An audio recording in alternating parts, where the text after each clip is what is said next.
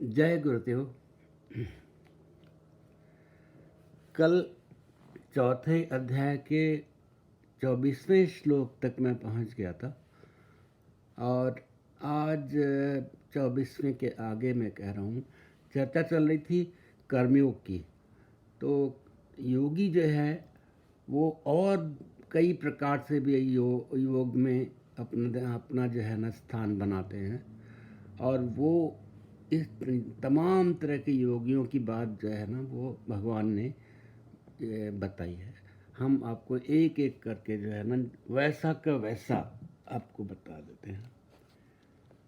भगवान कहते हैं कि दूसरे योगी जन देवताओं के पूजन रूप यज्ञ का ही भली भांति अनुष्ठान किया करते हैं और अन्य योगी जन परब्रह्म परमात्मा रूप अग्नि में अभेद दर्शन रूप यज्ञ के द्वारा ही आत्मरूप यज्ञ का हवन किया करते हैं।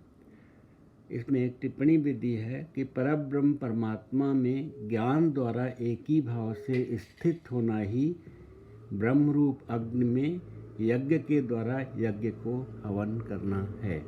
तो ये सब जो है ना वो एक्चुअली वेदों से आया है। तो वेदों में जो है ना देवताओं के लिए तमाम तरह के यज्ञ बताए गए हैं और उन्हीं को फॉलो करके जो योगी लोग हैं वो बहुत तरह के यज्ञ करते हैं, लेकिन सबका मतलब यही होता है कि किसी तरह जो है ना योग परमात्मा से हो जाए। अन्य योगी जन श्रोत्र आदि समस्त इंद्रियों को संयम रूप अग्नियों में हवन किया करते हैं। श्रोत्र माने सुनने के इंद्रिय। और दूसरे योगी लोग शब्द आदि समस्त विषयों को इंद्रिय रूप अग्नियों में हवन किया करते हैं। शब्द आदि माने आपको जो सुनाई पड़ता है। दूसरे योगी जन इंद्रियों की संपूर्ण क्रियाओं को और प्राणों की समस्त क्रियाओं को ज्ञान से प्रकाशित आत्म संयम रूप अग्नि में हवन किया करते हैं।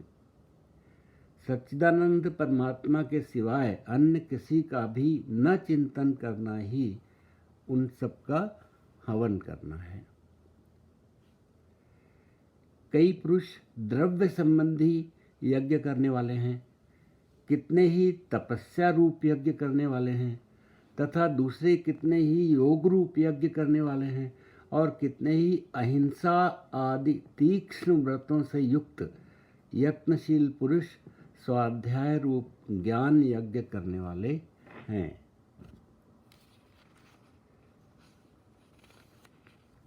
दूसरे कितने ही योगी जन अपान वायु में प्राण वायु को हवन करते हैं। वैसे ही अन्य योगी जन प्राण वायु में अपान वायु को हवन करते हैं तथा अन्य कितने ही नियमित आहार करने वाले प्राणायाम परायण पुरुष, जैसे कि मैं, प्राण और अपान की गति को रोककर प्राणों को प्राणों में ही हवन किया करते हैं। ये सभी साधक यज्ञों द्वारा पापों का नाश कर देने वाले और यज्ञों को जानने वाले हैं। हे कुरुश्रेष्ठ अर्जुन, यज्ञ से बचे हुए अमृत का अनुभव करने वाले योगी जन सनातन परब्रह्म परमात्मा को प्राप्त होते हैं और यज्ञ न करने वाले पुरुष के लिए तो ये मनुष्य लोक भी सुखदायक नहीं है और फिर परलोक कैसे सुखदायक हो सकता है। इसी प्रकार और भी बहुत तरह के यज्ञ वेद की वाणी में विस्तार से कहे गए हैं। उन सबको तू मन, इंद्रिय और शरीर की क्रिया द्वारा संपन्न होने वाले जान। इस प्रकार तत्व से जानकर उनके अनुष्ठान द्वारा तू कर्म बंधन से सर्वथा मुक्त हो जाएगा।